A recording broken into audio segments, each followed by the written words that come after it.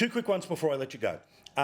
Immediately, everyone says, what does it mean for the election? Look, who knows, right? But obviously, the polling data to this point says anywhere between 6 and 16% of mostly independents would not vote for a person who has been found guilty. We're at that moment now.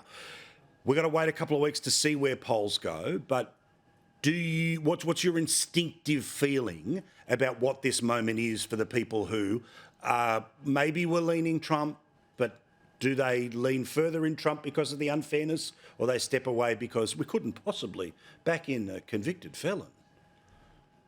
I'm worried. I know the thing to say right now is, no, everyone's going to rally around Trump. And that's I'm true with for you. Republicans. But we're talking about independents, and they're already on the fence about him. They don't love him. And they probably voted for Joe Biden, some of these, in 2020. But they're warming up to Trump. The economy sucks, inflation, they're paying through the nose for groceries and everything else. They're warming up to Trump. But you know what's going to happen here, Paul. This thing is going to be on loop between now and election day. It's all Joe Biden has. Think about it. Nothing's worked. He's hemorrhaging in the polls, the swing states. This is what he has. Convicted felon Donald Trump, convicted felon Donald Trump. And if you ask the average person, they haven't been paying that close attention to this trial. So I think most will not be persuaded to change their vote one way or the other. But this election is going to come down to like a handful. And I'm worried it actually could change their opinion. And so we are going to have to wait and see. I'd still put money on Trump winning this thing, but I don't think this is going to help with those fence sitters who he does need in order to win.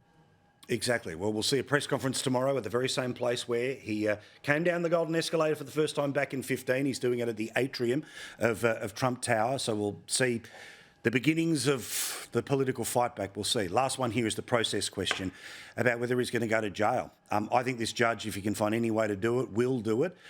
Isn't it amazing and how convenient that the sentencing process begins 4 days before the Republican convention? So you reckon he'll slot him? I don't think he's going to recommend or send him to jail. I don't. I think the prosecution is going to recommend it. They're going to argue for it.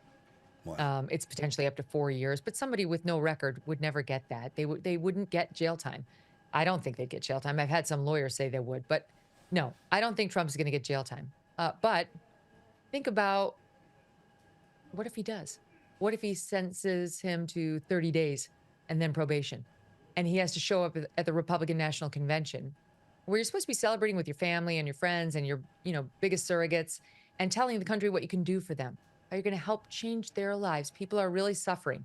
And this is their chance to see, like, okay, here's the one guy. I'll take a look at him. And then next month, I'll take a look at the other guy. And I'll make a decision on what's best for my family and my country. And instead, what they want is to have him in an ankle bracelet behind bars. They want him locked up. Who are these people?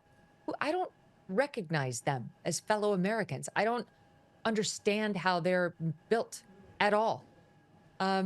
It's completely unfair to Trump. And yet 4 days before he's supposed to be getting ready for that convention, he will be hearing what his sentence is. And 1 week from the day that sentence is imposed, he's supposed to accept the Republican nomination for president. It's a dark day in America, Paul. It's disgusting. Thank you for talking to us on this crappy day. We'll talk again in our regular spot next week. Thank you, mate.